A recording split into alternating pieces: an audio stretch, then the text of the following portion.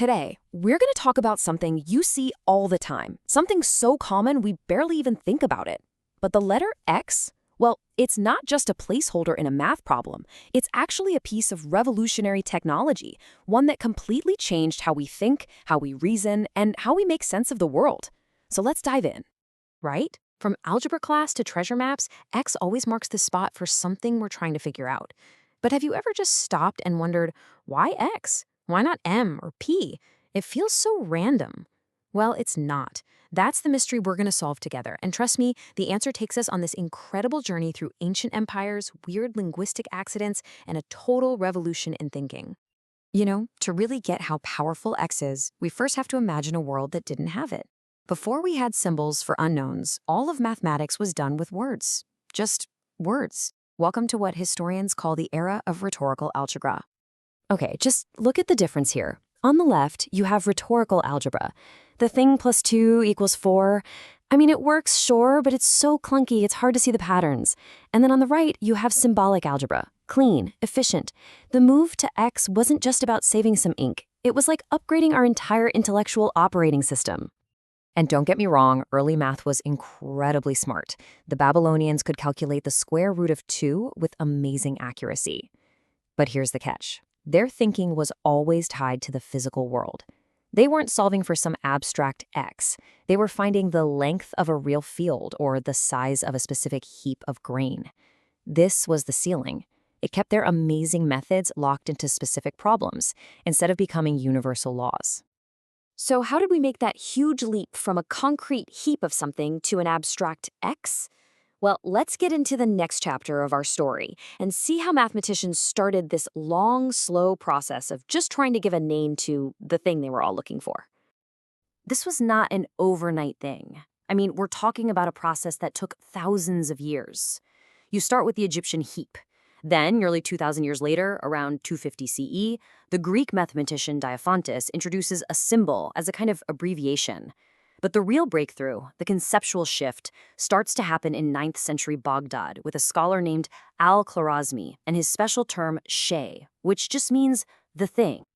So this guy, Diophantus, is a really important middle step. The way he wrote math is called syncopated algebra, which is really just a fancy way of saying it was a halfway house. It's not all words, but it's not all symbols either. He used abbreviations for the unknown, for its powers, even for subtraction.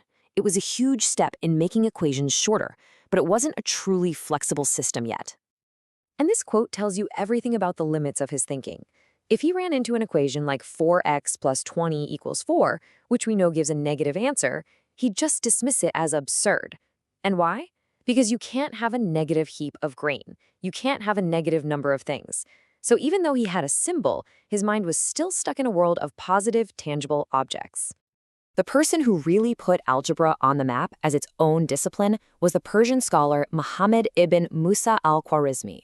Now, he didn't use symbols. His work was still written out in prose. But what he gave the world was a universal method for solving equations. And it all revolved around finding the value of al-shay, the Arabic word for the thing.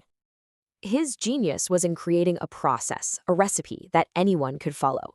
He introduced 2 key moves. First, algebra, which is the process of restoring or completing an equation by adding the same thing to both sides to get rid of any negative terms. And second, al-muqabala, or balancing, where you simplify things by subtracting identical amounts from both sides. And get this, that first step, algebra, sound familiar? Yep, that's where we get the word algebra. He had built an engine for finding the unknown. Okay, so we've got the system down, but we still don't have our letter. And this is where the story takes a really wild turn. The clue that leads us to X isn't in some ancient math text. It's in a linguistic puzzle, a translation problem that popped up when Al-Khwarizmi's incredible work started making its way to Europe. This is the smoking gun. So let's zoom back in on that crucial term from Al-Khwarizmi, shay. It literally just means thing or something. This one little word, and more importantly, the sound it makes, is the absolute linchpin for this whole mystery.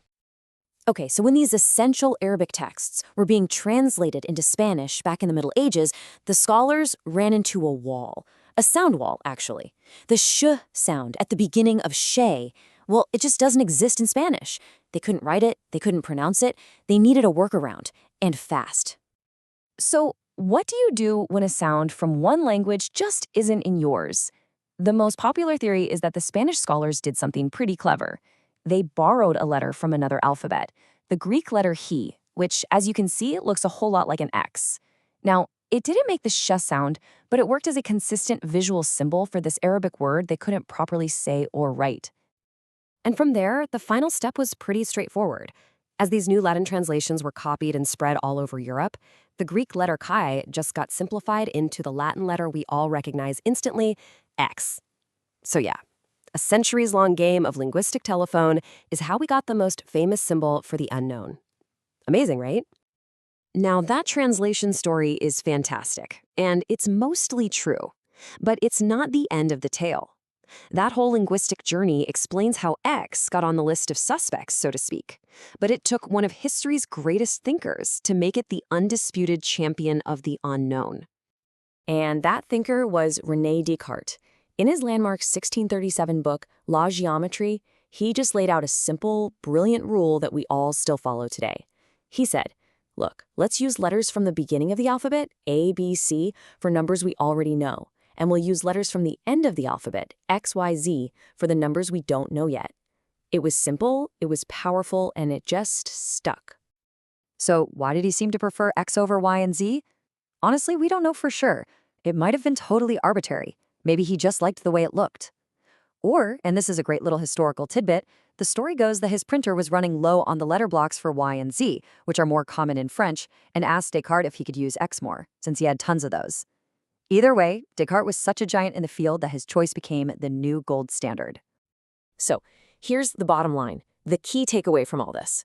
The Spanish translation theory? That explains how X became a candidate for the unknown. It's the origin story. But it was René Descartes and his massive influence who made X the standard. One is a story of how it got in the door. The other is the story of how it became the star of the show. All right, so we've cracked the case of where X came from. Now let's talk about the really big picture, the aftermath. Because this wasn't just some new notation for mathematicians to play with. This was a tool that unlocked a completely new way for humans to think.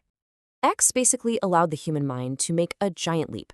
We went from arithmetic thinking, which is all about specific problems like this field or that pile of grain, to algebraic thinking, which is about general rules that apply everywhere, all the time. X gave us a way to talk about any number, and that is the absolute key to creating universal formulas. And this new way of thinking quickly became the language of modern science. A universal law like Newton's F equals ma is only possible because F, m, and a are all variables that can stand in for any force, mass, or acceleration. The concept is also the bedrock of the scientific method itself, letting us organize our experiments into independent, dependent, and controlled variables so we can finally figure out cause and effect. And the legacy of X is just everywhere today. In computer programming, a variable is literally just a name for a slot in memory whose value can change. That's a direct descendant of the algebraic X. In finance, variables are the building blocks of these massive complex models that predict everything from stock prices to economic growth. They let us manage risk and try to see the future. So in the end, the story of X is really the story of how humanity invented a tool to reason with ignorance, a way to grab hold of the unknown and manipulate it until it finally becomes known. It fundamentally expanded what our brains are capable of, which really just leaves you with one final big question. What's the next X? What new symbol or concept or tool is out there, just waiting to revolutionize how we think all over again?